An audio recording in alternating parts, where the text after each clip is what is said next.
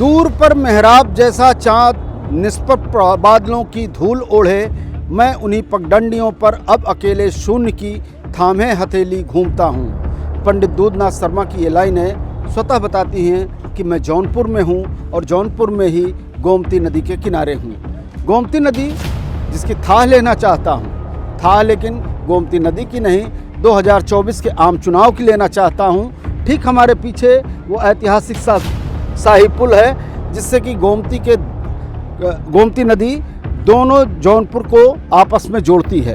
हमारे साथ इस वक्त जो है यहाँ की प्रबुद्ध जनता, जो कहीं न कहीं किसी न किसी दल से भी जुड़ी है और दिल से भी जुड़ी है, और वो क्या कहती है 2024 में किस तरह से उसकी दुश्वारियाँ दूर होंगी, किस तरह से उसने कुछ पाया, किस तरह से उसने कुछ खोया, अभी उसे कुछ और पाना है, ये सब कुछ जानना है। और वही जानने के लिए दूरदर्शन इलेक्शन टीम आज जौनपुर में मौजूद है। लेकिन उससे पहले देख लेते हैं अपनी ये रिपोर्ट। इलेक्शन रिपोर्टर में हमारा कारवां अब पूर्वांचल की तरफ बढ़ चुका है और हम पूर्वांचल की जौनपुर सीट पर पहुंच चुके हैं। 2019 में बीजेपी को पूर्वांचल की 5 सीटों पर हार मिली थी, उनमें से एक जौनपुर भी था। जौनपुर की जनता हर बार अपना सांसद बदलती रहती है। 2019 के लोकसभा चुनाव में बसपा के श्याम सिंह यादव ने यहां से जीत हासिल की थी। बसपा के श्याम सिंह यादव ने बीजेपी के कृष्ण प्रताप सिंह को लगभग 81,000 वोट से हराया था। वहीं कांग्रेस के देवव्रत मिश्रा 27,185 वोटों के साथ तीसरे स्थान पर रहे थे। पलायन करके सपनों के शहर मुंबई में अपना एक अलग साम्राज्य खड़ा करने वाले जौनपुर के लोगों के लिए इस बार बीजेपी ने प्रत्याशी भी मुंबई से उतारा है। जौनपुर से सपा और बसपा ने किसे सियासी मैदान में उतारा है, एक बार उस पर भी नजर डाल लेते हैं। कृपा शंकर सिंह बीजेपी से, बाबू सिंह कुशवाहा सपा से, श्याम सिंह यादव बसपा से। बीजेपी ने जौनपुर से जहां महाराष्ट्र के पूर्व गृह राज्य मंत्री कृपा शंकर सिंह को टिकट दिया है, वहीं सपा ने बसपा सरकार में 2 बार मंत्री रहे बाबू सिंह कुशवाहा को मैदान में उतारा है। लेकिन जौनपुर की लड़ाई की सारी लाइमलाइट इस बार बसपा के टिकट बंटवारे ने ही बटोरी है। बसपा ने पहले वर्तमान सांसद श्याम सिंह यादव को टिकट दिया। श्याम सिंह का टिकट काटकर श्रीकला सिंह को टिकट दिया। पूर्व सांसद धनंजय सिंह की पत्नी है श्रीकला सिंह। बसपा श्रीकला सिंह का टिकट काटकर फिर से श्याम सिंह को टिकट दिया। बसपा के टिकट बदलने से जौनपुर के सियासी समीकरण भी करवटें बदलते रहा। लेकिन बसपा से धनंजय सिंह अपनी पत्नी के टिकट कटने से काफी आहत हुए और बाद में उन्होंने बीजेपी के समर्थन का ऐलान कर दिया।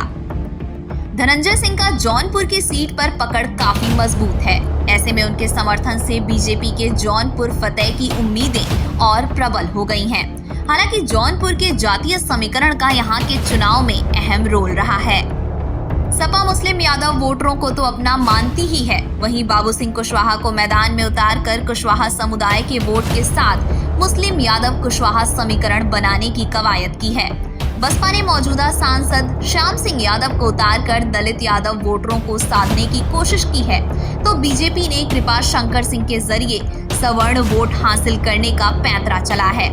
इधर धनंजय सिंह के बीजेपी के समर्थन में उतरने से ठाकुर वोटर एकजुट हो सकता है, लेकिन दलित और मुस्लिम का साथ मिलना मुश्किल ही लग रहा है। कुल मिलाकर जौनपुर का चुनाव जितना आसान दिख रहा है उतना है नहीं। जौनपुर एक ऐतिहासिक शहर है और ऐतिहासिक शहर होने के साथ साथ पौराणिक भी है। यहाँ पर तमाम सारे पुराणों के, तमाम सारे मुगलों के और अंग्रेज़ों के निशान आज भी मौजूद हैं। लेकिन स्वतंत्र भारत की अगर बात होती है तो उसमें सिर्फ बात आती है आज़ादी की, आज़ादी में लोकतंत्र की और लोकतंत्र के महापर्व चुनाव की। चुनाव हमारा महापर्व है। इस चुनाव में हमारी सहभागिता कितनी होती है, किस तरह से होती है, हम दलों को किस तरह से देखते हैं और लोगों को किस तरह से देखते हैं, हम उम्मीदवारों का चुनाव कैसे करते हैं, इन सारी चीज़ों को ज़रूर हम यहाँ की जनता से जानना चाहेंगे। क्या नाम है आपका? अनिल कुमार गुप्ता, पिछड़ा मोर्चा के जिला अध्यक्ष हूँ भाजपा। अनिल जी, पिछड़ा मोर्चा के आप अध्यक्ष हैं। पिछड़ों ने कहा जाता है कि पिछली बार की जो 2 सरकार बनी थी, मोदी सरकार, उसमें बहुत बड़ा योगदान दिया था। अभी क्या हालत है? देखिए, अभी पिछड़ों को सबसे अधिक मकान की ज़रूरत थी, रहने की छत नहीं थी उनके पास।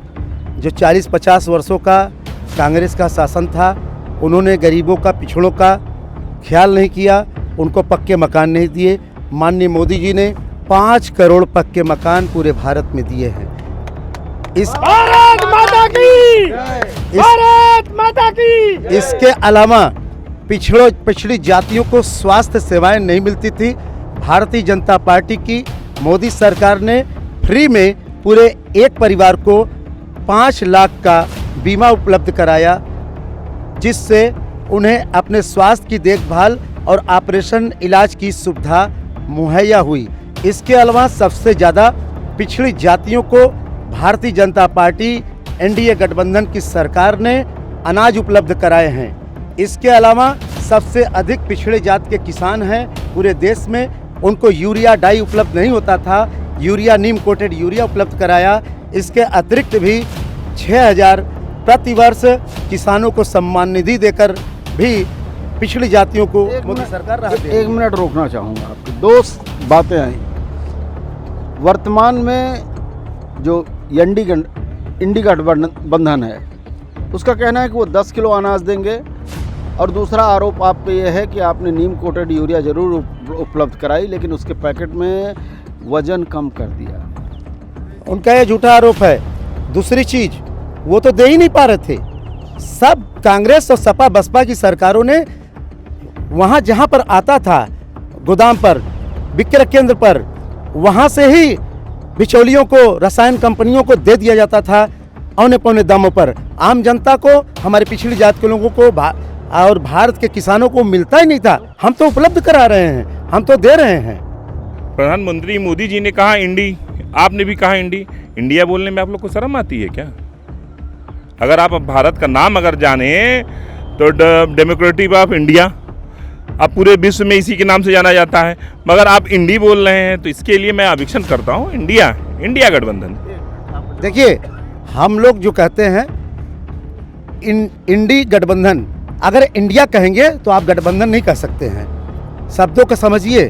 आप जो है अगर इंडिया शब्द कहेंगे, केवल इंडिया कहेंगे, आप कहते हैं इंडिया गठबंधन, तो जो इंडिया में ए शब्द है वो वही तो ऐलान शब्द है। वही मैं पूछ रहा हूँ कि ए जो है वो कौन सा दल है? इंडिया का ए कौन सा दल है? इंडिया का ए कौन सा दल है? अरे आप किसी भी दल, अगर आप एनडीए हैं तो उसमें एनडीए का क्या क्या है आप बताइए। तो नॉन डेमोक्रेटिक अलायंस कहते हैं। हाँ, तो इंडिया एक इंडिया है ना। अब हमारे भाई साहब ने कहा कि पिछड़े प्रकोष्ठ से हैं, और पिछले प्रकोष्ठ में उन्होंने कहा कि बहुत लोगों का उत्थान हुआ। 69,000 शिक्षक भर्ती में 13,000 लोग वहीं लखनऊ में गए हैं, मार खाए हैं, लाठी खाए हैं, किसी के घर में बच्चा मर गया, किसी का बच्चा वहाँ बीमार पड़ गया। और ये जब लाठी खा रहे थे तो ये लोग कहाँ थे पिछड़ों के लिए? ये पिछड़ों मसीहा कहाँ थे? 69,000 शिक्षक भर्ती में इतना बड़ा घोटाला हुआ, वो कहाँ थे? गोरखपुर यूनिवर्सिटी में प्रोफेसरों की भर्ती हुई, वहाँ एक भी ओबीसी का नहीं हुआ, ये कहाँ थे? आप चले जाइए, अभी पूर्वांचल में यही हालत है, हर जगह यही चीज़ हो रही है कि एक दिखा दिया जा रहा है कि 3 निकाल दिया जा रहा है। जो कि अगर किसी भी शिक्षा विभाग में अलग अलग सब्जेक्ट है, तो अगर 12-13 सब्जेक्ट के अगर है तो उसका 12-13 एक साथ निकाला जाए, मगर 3-3 करके निकाला जा रहा है, उसमें आरक्षण नहीं हो रहा है, और टोटल आल टू आल भर दिए जा रहे हैं। अभी आप देख लीजिए कि जो IAS-PCS जो करके किया गया, उसमें भी इन्होंने वही हालत की। मैं आपको टोकना चाहूँगा जी। अखिलेश यादव की सरकार में संघ लोक सेवा आयोग ने PCS की भर्ती करवाई थी जी। आरोप विपक्ष का है, मेरा नहीं है। आप यही चीज़ देखिए, माननीय अखिलेश यादव जी ने मेन सदन में पूछा उन्होंने कि भैया 46 में से 56, उन्होंने कहा था माननीय मंत्री जी ने, अब ये मुख्यमंत्री जी ने, योगी जी ने, कि 46 में से 56 SDM यादव बने। तो उन्होंने कहा मुझे लिस्ट दीजिए, आप अगर 46 में से 56 अगर बना रहे हैं, आप एक्स्ट्रा बना रहे हैं, तो मुझे लिस्ट दीजिए। सदन में मांगा और चिल्ला जिला के मांगा, आज तक उन्होंने लिस्ट दिया? ये जानते हैं सिर्फ एक बिरादरी को टारगेट करके कि यादव, सब कुछ यादव ले लिया, सब कुछ ये कर लिया, ये टारगेट करके ये लोगों को भ्रमित कर रहे थे और यादव से और समाजवादी पार्टी से दूर कर रहे थे। इनका यही कारण, यही काम है। अशोक सिंह हूँ, समाज विकास क्रांति पार्टी का राष्ट्रीय अध्यक्ष हूँ, और मैं ही 40 कैंडिडेट लड़ा रहा हूँ पूरे देश में। 73 लोकसभा का मैं उम्मीदवार भी हूँ। यहाँ पे घोटालेबाज की सरकार रही। समाज विकास क्रांति पार्टी गन्ना किसान चुनाव चिन्ह लेके आई है और सारा किसान यहाँ पे ये कह रहा है कि हम गन्ना किसान को वोट देंगे। यहाँ पे जितने उम्मीदवार लड़ रहे हैं, आप जौनपुर में हैं तो जौनपुर की बात करिए, देश की बात बाकी लोग तो कर ही रहे हैं। तो मैं राष्ट्रीय अध्यक्ष होने के नाते यहाँ पे लोकल लोग हैं, इसलिए मैं सिर्फ जौनपुर की बात करूँगा कि ये बताइए, इन्होंने कहा था कि 14 लाख रुपए जब उन्होंने कोरोना काल में क्या काम किया था, और उन्होंने कहा था 2014 में जब हमारी सरकार बनेगी तो हम विदेश से पैसे लेके आएंगे। ये बताइए 14 लाख रुपए हर इंसान के अकाउंट में जाएंगे, वो पैसे कहाँ गए? मैं पूछना चाहता हूँ कि 14 रुपये भी डाले क्या इन्होंने कहा। भारतीय जनता पार्टी कहती है कि मैं 140 करोड़ से 80 करोड़ लोगों को क्या दूंगा, मैं राशन देने का काम किया हूँ। मैं कह रहा हूँ समाज विकास क्रांति पार्टी का कहना है कि कम से कम 1 करोड़ लोगों को हम, अगर हमारी सरकार आएगी तो 1 करोड़ लोगों को हम नौकरियां देने का काम करेंगे, रोजगार देने का काम करेंगे। तो न इनकी सरकार बनेगी न उनकी सरकार बनेगी। सरकार का मुझे पावर है, मैं राष्ट्रपति के बाद पत्र लिखूंगा कि सरकार मैं बनाऊंगा, और जब मैं सरकार बनाने का दावा करूंगा तो यही मेरे पास आएंगे, मेरी शर्तों पे आएंगे, चाहे वो इंडिया गठबंधन हो चाहे इंडिया गठबंधन हो। मतलब मैं मान लूँ कि अगर आप जीतते हैं तो होने वाले प्रधानमंत्री भी हैं। बिल्कुल, मैं राष्ट्रीय अध्यक्ष हूँ, मैं कह रहा हूँ न इंडिया का गठबंधन चलने दूंगा, न इंडिया का गठबंधन चलने दूंगा। दूरदर्शन चैनल का जौनपुर की जनपद पे आपका स्वागत करता हूँ। अब देखिए, सबसे पहले तो जात पात ऊंच नीच सब खत्म हो चुका है जब से मोदी सरकार आई है। इसमें न कोई किसी जात का नहीं है, मोदी सरकार सर्व जात के लिए कार्य कर रही है। जातियों के आधार पर आपने टिकट नहीं बांटे हैं? नहीं, जाति के आधार पर नहीं। ये आप देख लीजिए, हमारे मोदी सरकार में जितना हिंदुओं का काम हो उतना मुसलमानों का काम हो। अब सैकड़ों मुसलमानों का, हज़ारों मुसलमानों का आवास इसी शहर के अंदर बना हुआ, चल के आप हमारे साथ देख सकते हैं, मौके पे देख सकते हैं।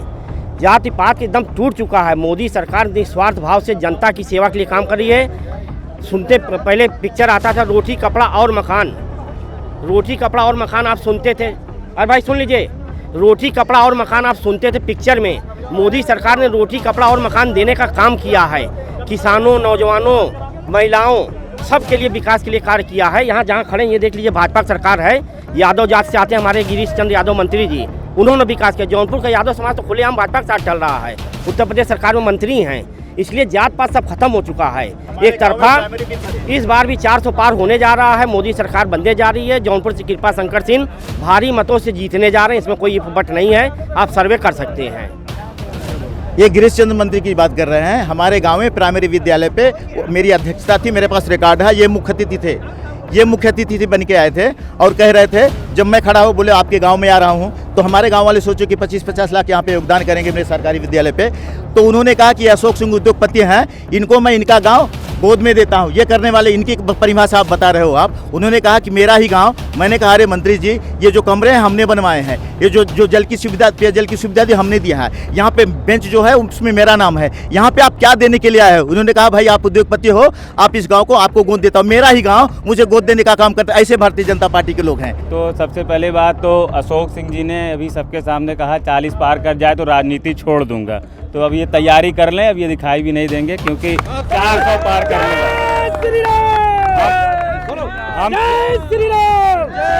हम 400 पार करने वाले हैं। भारतीय जनता पार्टी राष्ट्रवादी मुद्दों पे चुनाव लड़ने वाली पार्टी है, देश के हित में चुनाव लड़ने वाली पार्टी है, गरीबों के हित में चुनाव लड़ने वाली पार्टी है। और जात की जो बात करते हैं, जो पिछड़ों की बात करते हैं, मैं उनसे पूछना चाहता हूं, इसके पहले की सरकारों ने पिछड़ा आयोग को संवैधानिक दर्जा तक नहीं दिया था। संवैधानिक दर्जा देने का काम आदरणीय नरेंद्र मोदी जी ने किया, भारतीय जनता पार्टी ने किया। ये क्यों नहीं अपने से पूछते? संविधान की बात करते हैं, ये लोकतंत्र की बात करते हैं, और वही कांग्रेस के साथ गलबैया डाल के, गले में हाथ डाल के घूम रहे हैं, जिसकी राहुल गांधी की दादी ने संविधान को पैरों पे ठोकर मार दिया, देश पे आपातकाल थोपा और सारे विपक्षी नेताओं को जेल में ठूस दिया। ये संविधान की बात करते हैं, ये लोकतंत्र की बात करते हैं। इससे हाथ-पास स्थिति, विपक्ष के पास अब कोई मुद्दा नहीं रह गया। ये लोगों को बरगलाने भड़काने का काम कर रहे हैं, लेकिन जनता आज नरेंद्र मोदी पे विश्वास करती है। आप 400 पार नहीं, आप देखिएगा उससे भी बड़ा चमत्कारिक जीत होने वाली है, जितना तय मान लीजिए। चुनाव है तो राष्ट्रीय चुनाव में जौनपुर के साथ अगर देश शामिल हो तो कोई दिक्कत आप देखिए, जौनपुर पे आए हैं, मैं आपको बताता हूँ, यहाँ सपा, बसपा, भाजपा, कांग्रेस सारे लोग रहे, सभी विधायक रहे। एक गांव है यहाँ पे डोमनपुर, वहाँ पे 100 घर मुसहर बस्ती है, उनको अछूता छोड़ा गया है, बिजली तक नहीं है। ये तो किसी ने नहीं देखा। क्यों नहीं गए वहाँ पे विधायक लोग, क्यों नहीं गए वहाँ उनके प्रतिनिधि? जाते वहाँ देखते उस गांव में कैसे लोग रह रहे हैं आज की गर्मी में, किसी को बिच्छी मार दे, तेल बंद है, कैसे वो लोग रह रहे होंगे, इसका सूचना किसी ने नहीं लिया। जी आप सुन लीजिए। अब सुन सर, ये डोमनपुर की बात कर रहे हैं, इस गांव का हम लोग अभी जानकारी लेंगे वहां बिजली क्यों नहीं पहुंची, लेकिन इतनी जनता है। मेरी बात सुन लिए 2017 से पहले दिल पे हाथ रख के कोई कह ले कि क्या लाइट के लिए कोई चैन से सो पाया था क्या? बिजली नहीं मिलती थी। 24 घंटा बिजली देने का काम हमारी सरकार ने किया। आप डोमनपुर, अब मैं पता तो करूं, अब ये इन्होंने पता नहीं किस गांव का नाम बताया, मैं आप उसका रिकॉर्ड निकाल के देख, किसी के कह देने से नहीं मान लेंगे। बीजेपी सरकार ने लगाया है। मैंने डोमनपुर का बताया। दूसरा आपसे पूछ रहा हूँ, आप कहते हैं प्रधानमंत्री की आवास योजना चल रही है। मैं बदलापुर का एक गांव बताता हूं जो बॉर्डर पे है, वहां जाइए, एक बेचारा अकेला है, मैं गया था उस गांव में, लेकिन उसको आवास नहीं मिला, उसके आवास नहीं है, वहां रोडें नहीं है। ये विकास की बात करते हैं, चलिए मैं दिखा दूं। अरसे से चुनाव हो रहा है, बहुत लोग मंत्री, प्रधानमंत्री, विधायक बन गए, मगर ये कोई नहीं बनवा पाया। किला से लेकर के तूतीपुर तक नदी किनारे दोनों तरफ घाट, ये पक्का घाट, हमारी कई पीढ़ी इसका लाभ लेगी। और रहा सवाल आवास का, हमारे बगल में तारापुर मोहल्ला है, यहीं पे बगल में है, वहाँ मुसलमान बस्ती है, फकीर बिरादरी के हैं, लगभग 65-60 आवास लोग लिए हैं। भारत माता की। दूसरी बात, भारतीय जनता पार्टी विकास करने में पीछे नहीं है, हमेशा विकास का काम करती है, विकास की बात करती है। ये तो चुनाव है, कोई अच्छा बोलेगा, कोई बुरा बोलेगा। जहां आप खड़े हैं देख लीजिए। यहाँ अभी हमारे एक भाई भाजपा बता रहे थे कि पिछड़ों का बहुत बड़ा उत्थान हुआ। हम पिछड़ों के हितैषी हैं। पिछड़ों का 69,000 शिक्षक भर्ती में 19,000 सीट खाई गई। और वहाँ पे मैं उनसे पूछना चाहता हूँ, भाजपा का भी बता रहे थे कि मैं पिछड़ा वर्ग से आता हूँ, हमारे प्रधानमंत्री जी भी कहते हैं मैं पिछड़ा वर्ग से आता हूँ। पिछड़ों का 69,000 शिक्षक भर्ती में 19,000 सीट खाई गई। ये पिछड़ा वर्ग अपने बताते हैं, एक बार भी नहीं गए लखनऊ में। और 6 महीने तक पिछड़ों के और एससी के लड़के वहाँ लखनऊ में लाठी खाते रहे, लेकिन इन भाजपा के लोगों ने वहाँ देखने तक भी नहीं गया कि हमारे पिछड़े समाज के लोग हैं। आज ये बताते हैं हम पिछड़ों के हितैषी हैं। 69,000 में 18,000 सीट खा गई इनकी सरकार। और पिछड़ों का हक आज भी मारा जा रहा है। हर सरकारी संस्थाएं खत्म कर दी गई। ये बताते हैं कि है एक सरकारी नौकरी, ये बता दे 10 सालों में कि हमारी सरकार दी है। इस देश की सबसे बड़ी संस्था रेलवे है। रेलवे हर साल नौकरी देती है, लेकिन उस रेलवे को इनके जो एक चमचे हैं, इनके जो एक पूंजीपति हैं अडानी, और उन अडानी के हाथों में पूरी सरकार पूरे देश को बेच दिया। और बताते मैं पिछड़ा वर्ग से आता हूँ। देखिए, मैं एक स्टूडेंट हूँ, मुझे रोजगार चाहिए। मैं लेखपाल में हमने पेट का एग्जाम क्वालिफाई किया, फिर मैंने लेखपाल की मुख्य परीक्षा क्वालिफाई किया, मेरा वेरिफिकेशन भी कराया गया। उसके बाद सरकार ने कहा कि हैंडीकैपों के लिए मेरे जियो में नहीं है, जबकि नोटिफिकेशन में 122 सीट हम लोगों के लिए रिजर्व की गई थी, मगर एक सीट हैंडीकैपों के करके अदर पर रिजल्ट दे दिया गया। बताइए हम लोग विकलांग लोग कहाँ जाएंगे? ये तो पिछड़ों के छोड़िए, विकलांगों का नाम बदल कर इन्होंने दिव्यांग कर दिया। दिव्यांगों का आरक्षण इन्होंने खत्म कर दिया है। हम लोग इको गार्डन में 2 महीने लगातार धरने पे थे, कोई पूछने नहीं आया।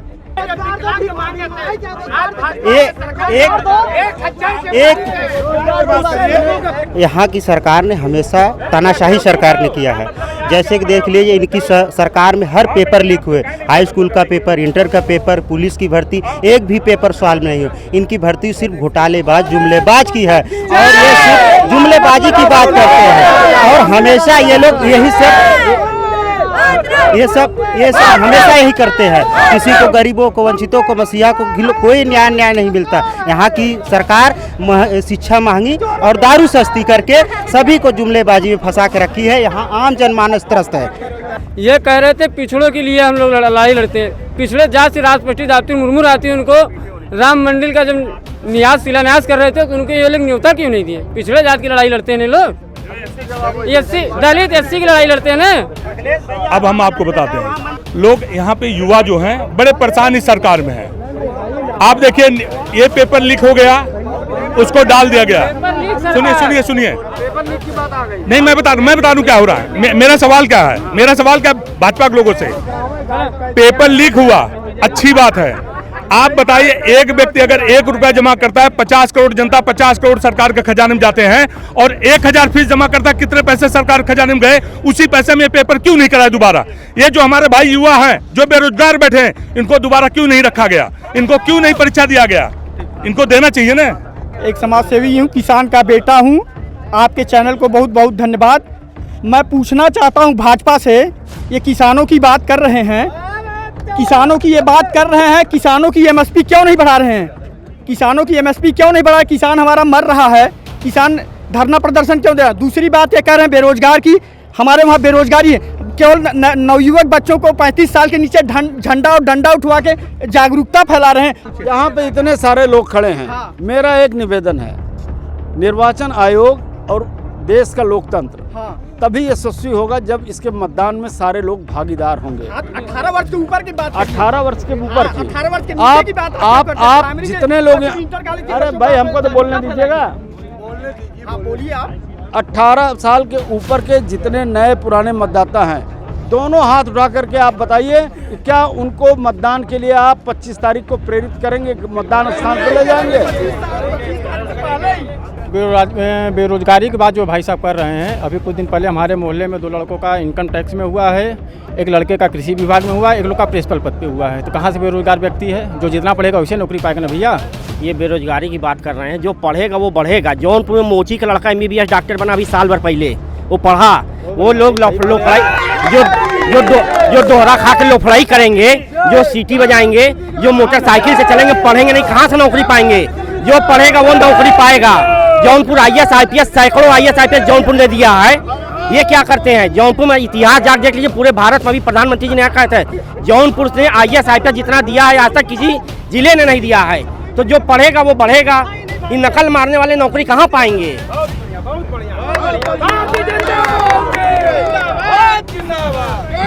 भारतीय जनता पार्टी के यहीं पे लोग हैं, नारा लगवा रहे हैं भगवान का नारा। भगवान जय श्री राम, हम बोलते जय श्री राम, जय श्री राम, जय श्री राम। अच्छा, ये लोग अनबख्त का चश्मा लगाए हुए हैं कि ये लोग बोल रहे हैं कि रोजगार मिल रहा है। कहीं अगर जब भी कहीं रोजगार आएगा, अखबार में डिस्प्ले होगा, कुछ होगा। ये लोग तो अंदर लोगों की, जितने लोग हैं अपने फॉरवर्ड लोगों की कर रहे हैं। और कहिए इसका पूछता जागता उदाहरण, जितना यूनिवर्सिटी में हमने जो गिनाया है उसमें हुआ है टोटल क्षत्रिय और ब्राह्मण लोगों का हुआ है। कहाँ हुआ है? OBC का हुआ है, SC का हुआ है? नहीं हुआ है। सभी का हक मारा जा रहा है। 10% अच्छा 50% फर्क होता है। मैं जनरल हूँ, मैं 90% अंक लाऊंगा। नहीं, मैं 90% अंक लाऊंगा तब आगे बढ़ूंगा। वो 45% अंक लाएंगे, उनका निकल जाएगा, मैं बैठ जाऊंगा एटीएम। मैं बता रहा हूँ। यहाँ पे मौजूद है जो कि कह रहे हैं रोजगार मिल रहा है, शिक्षा मिल रही है। अभी यूपी कांस्टेबल का एग्जाम हुआ जो कि पेपर लीक हो गया, नीट का एग्जाम हुआ लीक हो गया। कैसी सरकार है, उनकी क्या व्यवस्थाएं हैं? मेरी बात सुनिए, वो जो है एक योगी जी और किसी में उनको नहीं बोल रहा हूँ, योगी जी नहीं जाते वहाँ कराने। उन एक संस्था है जो कि वो नीट है और IIT है जो कि वो पेपर ऑर्गेनाइज करती है, उनको ये दिया जाता है काम। उस ऑर्गेनाइजेशन में जो इस तरह की त्रुटि आ रही है कि बाबा पेपर लीक हो जा रहा है, उनको वो सही करना चाहिए। जौनपुर में हम लोग हैं तो जौनपुर की बात करते हैं। जो भी नेता आएंगे ना, बीजेपी के हो, सपा के हो, उस टाइम रोड बन जाएगा। बाकी रोड हमेशा यहाँ गड्ढे मौजूद रहते हैं। मैं यहाँ का स्वयं नागरिक हूँ और बताता हूँ। और जो लोग कह रहे हैं ना पढ़ोगे तो बढ़ोगे, सारा जो भी बच्चे पढ़ते हैं, कई व्यक्ति पढ़ने के बाद भी आगे नहीं बढ़ पाते हैं। ऐसा नहीं है, सरकार में कहीं ना कहीं त्रुटि होती है, कहीं रिश्वतखोरी है, कहीं कुछ है। और जो नई शिक्षा नीति आई है कि BA BSc जो है 4 सालों का कर दिया गया है, सेमेस्टर वाइज है। भाई आपसे बात करता हूँ नेताजी, जो BA BSc 4 मतलब सेमेस्टर वाइज कर दिया है। अभी इसी वक्त अगर नेताजी बता दे कि सारा ये क्या सेमेस्टर वाइज क्या पढ़ाई हो रहा है या किसके तहत ये कब तक होगा। एक ये होना चाहिए कि अब एडमिशन हुआ तो 6 महीने बाद होना चाहिए पेपर, ऐसा नेताजी बता दे। कोई फिक्स डेट है, पूरे जौनपुर कोई यूनिवर्सिटी कराई हो तो मुझे बता, एक यूनिवर्सिटी का नाम बता दे। पूर्वांचल है, उसके तहत TD कॉलेज है, मुक्तेश्वर कॉलेज है, कई कॉलेज है जो कि समय से नहीं कराते। इसी बार बता रहा हूँ, 5 सेमेस्टर का रिजल्ट आया, बच्चों का जो पेपर दिए है उनका एब्सेंट कर दिया गया है। क्यों कर दिया गया? बच्चे परेशान होंगे ना, उनके घूसखोरी करने के लिए किया गया है। किस लिए किया गया है? पेपर दिए तो उसको दीजिए नंबर है, परेशान करने का खाली कार्य किया गया है। जैसे भाई साहब ने कहा भाई कि कोई कहीं से 14 रुपए नहीं दिए, पर हर इंसान के खाते में 500-500 रुपए कोरोना काल में आए, क्यों वो नहीं देखा गया? 500 रुपए गरीबों के खाते में आए तब वो नहीं देखा गया। 14 रुपए की बात कर रहे हो, क्यों नहीं आया? आया है। फ्री का सिलेंडर, जो फ्री का सिलेंडर गरीबों में मिला वो इनके घर गया, वो तो गरीबों में गया ना, वो क्यों नहीं जोड़ा रहे?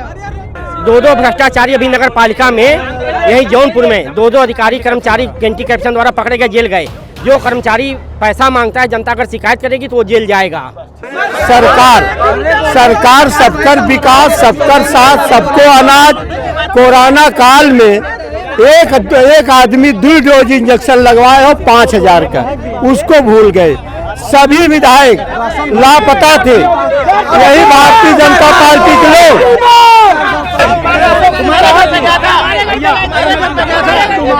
चक्कर में जिन पड़ा।